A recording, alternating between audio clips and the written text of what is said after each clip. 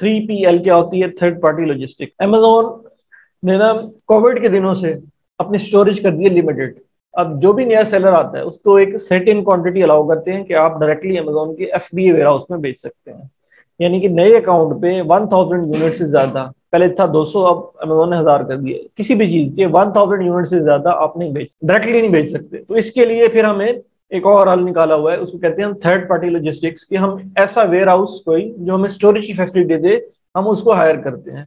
हम initially goods उनके पास मंगवाते हैं, उनसे 1000 यूनिट्स अमेजोन में भेज देते हैं, वो सेल हो जाते हैं तो फिर और भेज देते हैं। इस तरह फिर अमेजोन भी हमारी क्वांटिटी बढ़ा देता है। पहली दफा 1000 अलाउ करेगा, फिर चेक करते हैं अमेजोन, अच्छा जी आपके प्रोडक्ट की सेल 50 पर डे है, तो फिर मैं आपको 6000 अलाउ कर देता हूँ, अब आप नेक्स्ट टाइम 6000 की इन्वेंट्री भेजते हैं। तो फिर हम जो है बाकी माल उठवा के वेयर हाउस से उठवा के उधर अमेजोन में भेज देते हैं। तो हम इसको कहते हैं थर्ड पार्टी लॉजिस्टिक्स। दूसरा ये है कि अमेजोन की Q4 में फीस भी अच्छी खासी होती है। बाहरले मुल्कों में ना, US में, UK में साल को 4 हिस्सों में डिवाइड किया जाता है, क्वार्टर्स में, 4 क्वार्टर्स में, 1 2 3 4।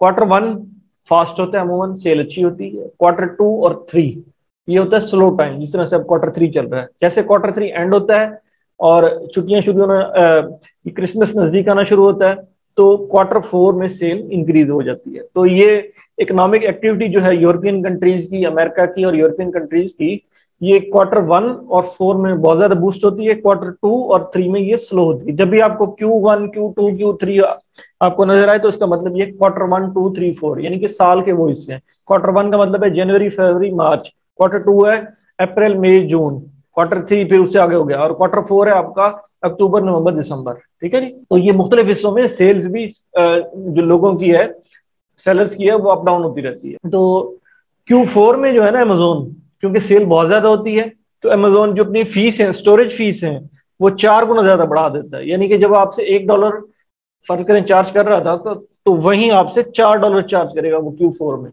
तो एक्सट्रीमली हाई हो जाती है Q4 में फीस। तो हमें इस वजह से भी 3PL की जरूरत होती है कि हम Q4 में जो है आपका इन्वेंट्री स्टोरेज कॉस्ट बहुत ज्यादा हो जाती है, तो हम 3PL हमारे लिए मस्ट है, स्टार्ट में भी और Q4 में भी।